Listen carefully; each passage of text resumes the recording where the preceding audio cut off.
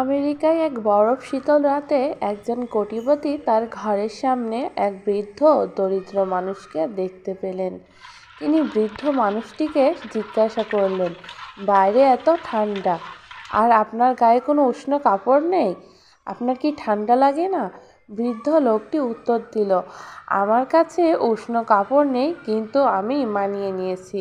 কোটিপতি উত্তর দিয়েছিলেন, আমার জন্য অপেক্ষা করুন, এখন আমি আমার ঘরে ঢুকে আপনার জন্য একটি উষ্ণ কাপড় নিয়ে আসব। দরিদ্র বৃদ্ধ খুবই খুশি হয়ে বলল যে সে তার জন্য অপেক্ষা করবে। কোটিপতি তার বাড়িতে ঢুকলেন এবং সেখানে ব্যস্ত হয়ে গেলেন এবং দরিদ্র মানুষটার কথা ভুলে গেলেন। সকালে তার মনে হলো সেই দরিদ্র বৃদ্ধের কথা। তিনি সাথে সাথে ঘর থেকে বেরিয়ে গেলেন বৃদ্ধকে খুঁজে বের করার জন্য।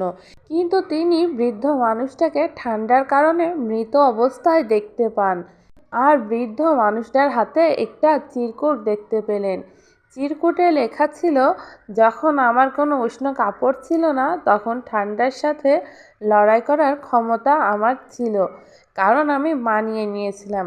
কিন্তু যখন আপনি আমাকে সাহায্য করার প্রতিশ্রুতি দিয়েছিলেন, তখন আমি আপনার প্রতিশ্রুতির সাথে আসক্ত হয়ে গিয়েছিলাম এবং আমি আমার তীব্র ঠান্ডা প্রতিরোধ করার ক্ষমতা হারিয়ে ফেলি। কাউকে প্রতিশ্রুতি দেওয়ার আগে ভাবুন এবং অহেতুক মিথ্যা প্রতিশ্রুতি থেকে বিরত থাকুন।